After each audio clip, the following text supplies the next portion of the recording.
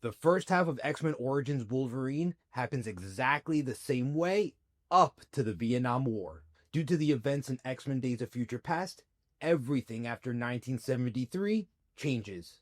X-Men Apocalypse happens a decade later in 1983. Due to the events of Days of Future Past, Magneto tried living a life among the humans and raised a family. This did not happen in the original timeline. Another major ripple effect of the altered future is the X-Men encountering and recruiting Nightcrawler decades earlier than the original timeline.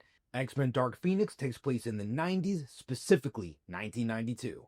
At this point, we're just a few ways from the original X-Men movie, but with significant changes, specifically the death of Mystique. There is no question about her demise. She is more dead than Uncle Ben. Now, we do know Mystique is returning in Avengers Doomsday, and how this will be explained, I'm not sure. Let me know what you think in the comments. Then we have the happy-go-lucky movie, Logan, which takes place in the year 2029. Now, here's an interesting fact that many people don't know. James Mangold, the director of Logan, confirmed Logan is a sequel to the happy ending in X-Men Days of Future Past. We are in the future. We have passed the point of the epilogue of Days of Future Past. We're finding all these characters and circumstances that are a little more real. The questions of aging, of loneliness, of where I belonged. End quote.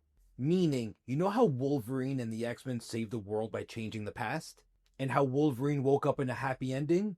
Well, a few years later, mutant kind would largely suffer the same fate. In 2028, Charles Xavier had a dementia-related incident that wiped out all the X-Men. This event is called the Westchester Incident, making Charles Xavier a wanted fugitive.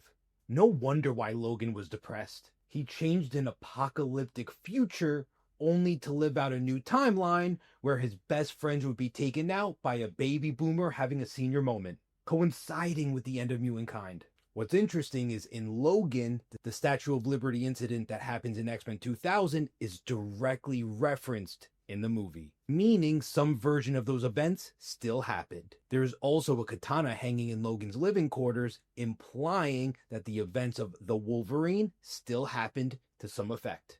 In a deleted scene of Logan, Charles Xavier claims Wolverine killed Jean Grey. This could be a dementia-related memory where he's remembering the old timeline, or the events of X-Men The Last Stand happened years later, but was a canon event. Or the scene makes no sense, which is why it was removed.